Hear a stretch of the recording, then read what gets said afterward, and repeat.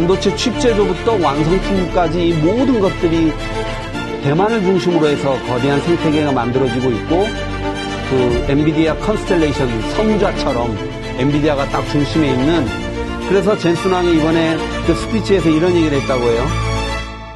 이 AI 컴퓨팅 생태계의 중심이 대만이다. 이 분야에서 사업을 하고 싶으면 대만에서 출발해라. 이런 얘기를 했다고 합니다. 그러니까 이 앞으로 이 AI 패권이 미국을 중심으로 해서 거대한 새로운 경제 생태계를 만드는데 정작 주인공은 대만이 아닌가, 이런 생각을 하게 되는 컴퓨텍스 2025가 아닌가, 이런 생각을 해봅니다.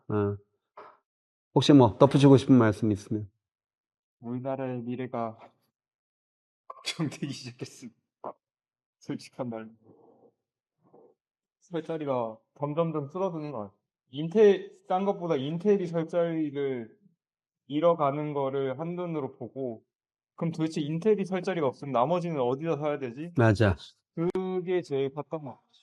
맞아. 지금 1,400개 중에서 한 절반 정도가 대만 회사라고 하는데, 나도 똑같은 생각을 했거든. 과연 우리가 지금 이 엄청나게 격변하고 이 AI 생태계를 중심으로 해서 세계 경제가 뒤집어지는 시점에서 과연 대한민국의 경쟁력은 무엇일까?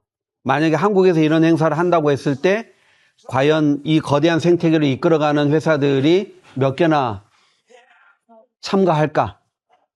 그 중에 한국 회사는 몇 개일까? 이런 생각을 해보면, 그래도 IT 강국이라고 한때는 우리가 굉장히 자부심이 있던 나라인데, 우리도 모르는 사이에 너무 어떻게 보면 이 본류에서 밀려나고 있는 듯한 그런 위기감을 느끼게 하는 그런 행사였다, 이런 또 생각도 들고, 부럽기도 하고, 또 한편으로 우리 생각을 해보면 상당한 위기감을 느껴야 되는데, 정작 또 우리나라에서는 그런 위기감을 또 얘기하는 사람도 없고 느끼지도 잘 않는 것 같아, 사실은. 그게 너무 더 안타까운 거죠, 사실. 맞아요. 산업에서 뭐 서버를 구매한다. 그러면 옛날에는 보면 전부 다 데일 서버, HP 서버 이런 것들을 보려고 했었는데, 요즘은 항상 보면 전부 다 에이수스 서버를 살지, 슈퍼마이크론을 살지, 아니면 엔비디아 자체 DGX를 살지, 그러다가 나오는 게 이제 HP 정도. 사실상 옛날에는 중 서버를 도입한다는 생각조차 못했거든요. 전부 다 델 서버 아니면 HP 서버였어요. 그러니까 특히 슈퍼컴퓨터를 도입한다고 하면. 근데 지금 무조건 처음 들어오는 게 슈퍼마이크론이랑 에이수스. 근데 여기서 약간 그 에이수스의 옛날 이미지를 떠올리면 다른 좀 뭐 HP 찾아봐요. 너무 많이 바뀐 것 같아요. 그러니까 지금 아까 슈퍼마이크로도 얘기를 했지만, 그게 이제 어떻게 보면 대만이 중심지가 될 수밖에 없는 그 일종의 알려진 비밀. 뭐냐 하면 그게 다 얘네들은 형제 자매라는 거지. 소위 관시라는 게 너무 강해서 이미 어떻게 보면 AI 컴퓨팅의 생태계가 대만을 중심으로 한 소위 관계가 이미 탄탄한 그 관계 속에, 관시 속에 이루어지는 것이 아닌가. 그래서 어떻게 보면 대한민국에 있는 회사가 뭔가 끼어들기가 참 쉽지 않게 끈끈한 대만 중심의 네트워크가 공고화되고 있다. 예를 들어 엔비디아 칩 사기 어렵지만 엔비디아의 거의 형제 회사라는 슈퍼마이크로한테는 엔비디아 칩을 먼저 주니까 그러면 슈퍼마이크로에서 사자라는 것처럼, 이를테면 엔비디아가 혼자 물량 감당하기 어려우면 사촌이잖아요. 그러면 AMD 칩을 같이 가자. 이번 중동에서도 보면 트럼프 대통령이 가면서 지금 젠슨 왕부터 시작해서 AMD까지 다 데려갔는데, 이유가 뭐냐면 중동에서 발주하는 약 500kW짜리 데이터 센터를 질 때 엔비디아 것만 가지고는 안 되는 거야.